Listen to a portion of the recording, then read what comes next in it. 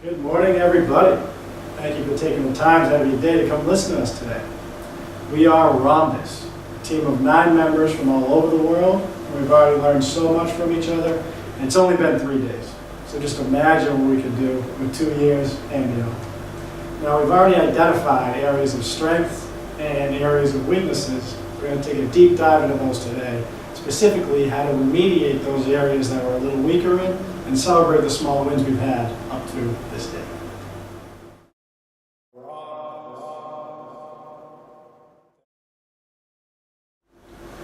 Over the last 1 week of doing the course on managing groups and teams, we got a lot of opportunities where we excelled as a team.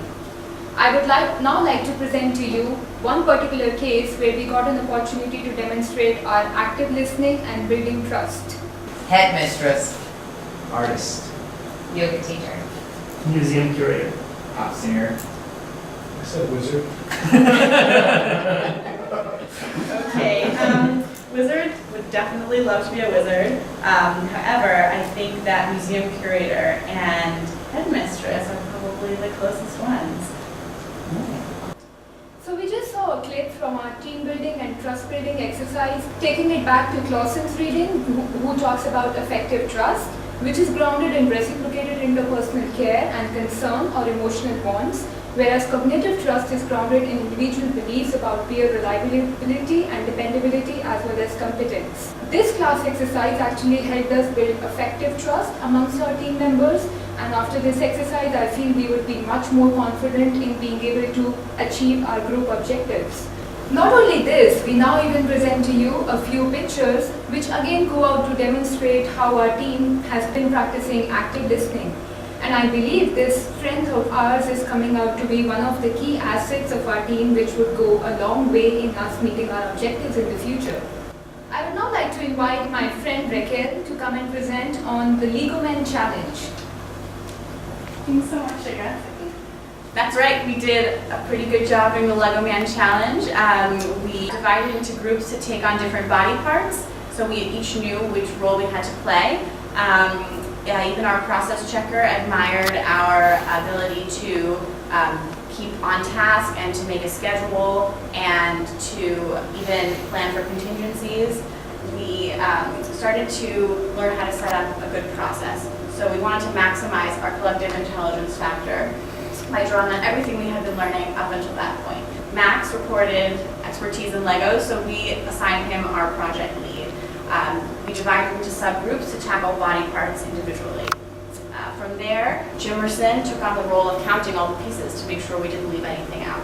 Finally, Jake was conscious of time and structuring our build plan. During the build process, we ran into a couple snags, but because we had a contingency plan, we knew what to do. Every time somebody finished his or her part, they turned to the other parts of the group to see if there's anything they could do to help. This points to our strong culture of helping, and it also shows that everyone was actively engaged in the process. Looking at the Hackman's model, you can see that for the Lego Man project, we did a really great job dividing the labor, and we're also starting to establish our group norms that are very collaborative and trusting. But enough about what we did well. Our team also hit some bumps along the way. To talk about those struggles, I'm going to hand it off to Jake. Thanks, Raquel. Let's talk about some challenges. The Hurricane Challenge. After reviewing the Hurricane Challenge video and looking at some of our levels of influence, we noticed some pretty interesting trends come out. Let's take a look. The body shoes the first priority because she said the cactus is really sharp, so we should wear shoes to first climb the mountain. So what I'm getting is I need the boot to climb up, and I need the glove to get down to go. I think it's the opposite. Yeah, I think That's it's how opposite. I don't think we need shoes to get up. I got the sense that we didn't either. I feel like we're gonna need Well, we can shoes use a rope instead of Velcro, right? on once we're walking around the island. You're gonna need what? Shoes. Oh yeah, I forgot we didn't include the shoes. So let's stop here for a second. Let's see what we just witnessed. Our colleague Tay threw out a suggestion that might be useful for us to take shoes as one of our priority items. That suggestion was pretty quickly overlooked. We thought this was an excellent example of the issue of groupthink. According to our reading, there's evidence that minorities can influence majorities by inducing issue-relevant thought congruent with the minority position.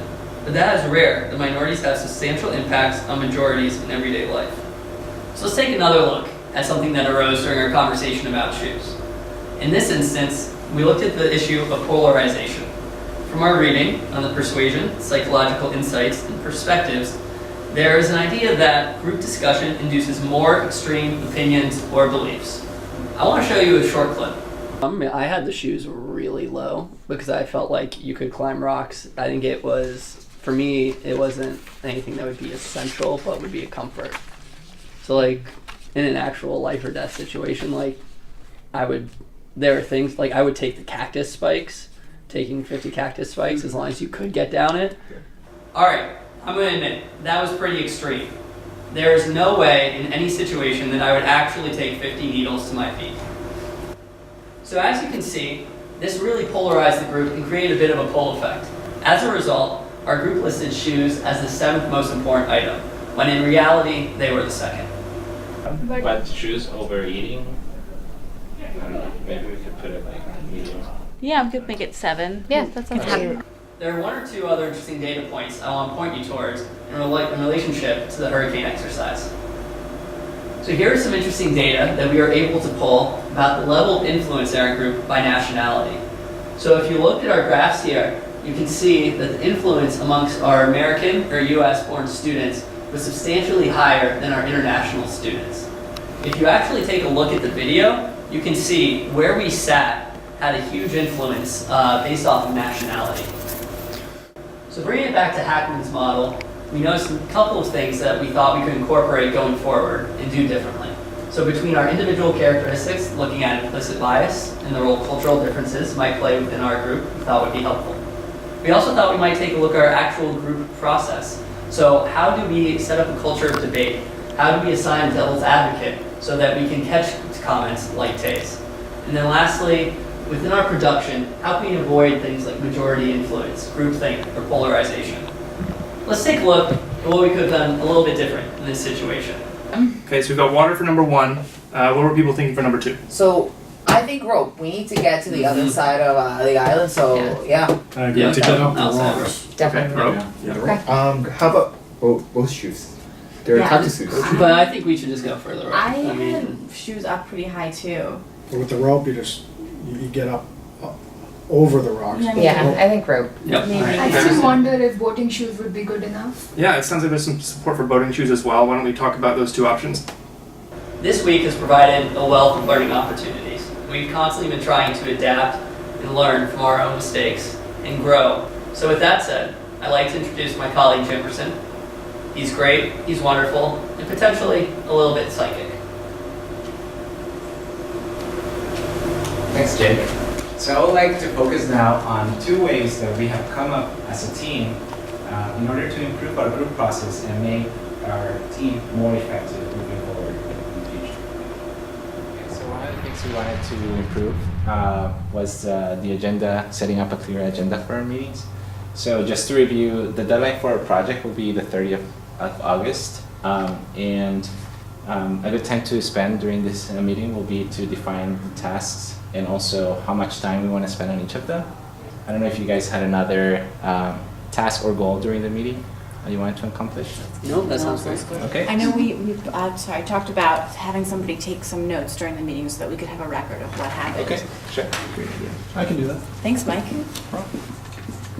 Okay, guys, so the other thing we wanted to improve was we wanted to give everyone equal participation as a project leader. So who hasn't participated yet or who hasn't taken that role yet? I haven't yet. Okay. I'd like to do it, of course, yeah. Okay, so if everyone agrees, please stand. Yes, sorry. I've never done devil's advocate, so let me be the devil this time. Okay. That's great, guys. We're ready to go. So it looks like we have a recipe for success. I predict that we'll have a great year. And now to wrap up this presentation, I'd like to invite Mike to the stage. Thanks, Jim. So there you have it. It's been 10 days now. We've learned a lot. We still have a lot of areas to grow in. and a lot of mistakes to make. We'll use some of these strategies we've learned along the way to improve our group dynamics and strengthen our processing. Thanks for tuning in. We are Rhombus.